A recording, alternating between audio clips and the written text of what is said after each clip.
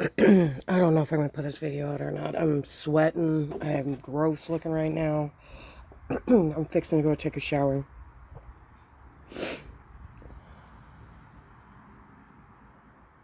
Autism is an effed up thing. Your outbursts get you told that you're crazy or something's wrong with you when really all you needed people to do is what they said they was going to do in the first place. And you would have never had a meltdown. And that sounds familiar, I'm sure, to many people have arguments or get upset, but autistic meltdown isn't quite like a normal meltdown because it affects our whole bodies. And then from there, it doesn't just affect you from that moment. It affects you to your core for days. One time my daughters had left their candy from Halloween in their book bags. And I went to go grab one. And it only been, it was long enough for this to happen, but I just never even thought there was candy in there for some reason. And I pick up the bag and all these spiders jump out at me. It took me days to calm down. I tried to share the understanding with the people around me. I was physically calm for the most part, but I was terrified of opening anything else for a long time after that. I don't think like immediate PTSD happens to people, like people who aren't autistic. I don't think that you have that happen. I've asked questions. When trauma happens to me, I've asked, are you still thinking about it? And they're like, no. I'm like, I am. They're like, really? I'm like, yeah. Because I want to share, but I also want to be understood. You know, when there's just so many things that go along with this, and I think we're just being really selfish. The idea that people have been unalived because of their mental health, because they didn't know what they were doing, that should tell you that they actually are crazy. An autistic person knows everything that they're doing. I might not remember specifically every stinking word I said, but I know how I felt. And I don't know why it's like that. I know exactly what was going on. I know exactly why I reacted. It doesn't mean that the reaction to you seems normal. Obviously, it's probably not. It's probably not that someone gets traumatized by people's bad behavior when they do it, especially when I'm invested.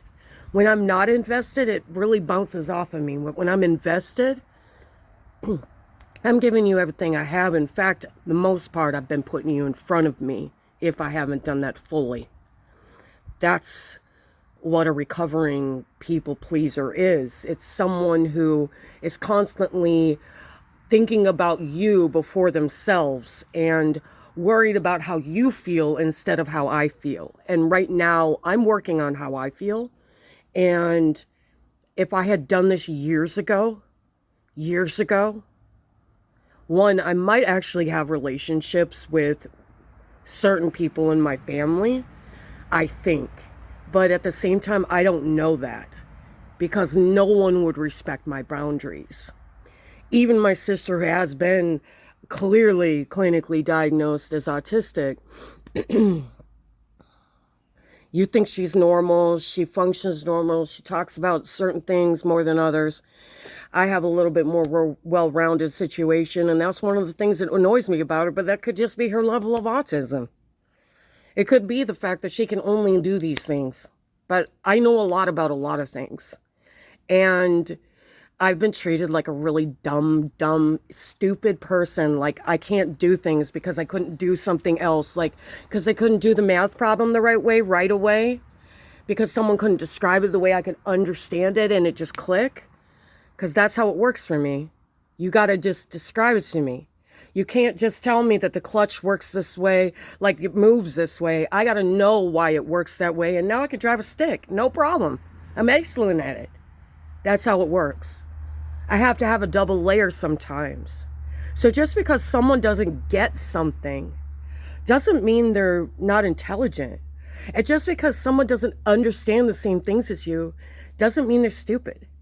It just means maybe it's a teachable moment. And instead of maybe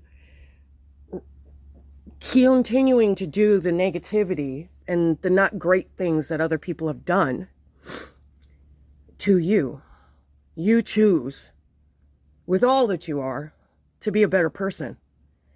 And when you do that, you're able to give freely. You know, you're able to be you. And sometimes you're like, nah, I ain't giving you that. And you walk away. But that doesn't mean you're mean. It doesn't mean you're selfish. And it doesn't mean that that person that wanted it deserved it. It's time to stop people pleasing. It's time to stop deciding that the form of discipline that we're going to do to our children is to hit them. Is to tell them that what they're doing is wrong by using our hands. And then expecting everyone who has various developmental needs to understand that getting hit by someone else isn't acceptable. Being talked to the same way that some of your parents have talked to you isn't acceptable. It's time to apologize where needed to yourself and then deal with the other part. I'm taking my own advice right now. I hope you do too. Love you.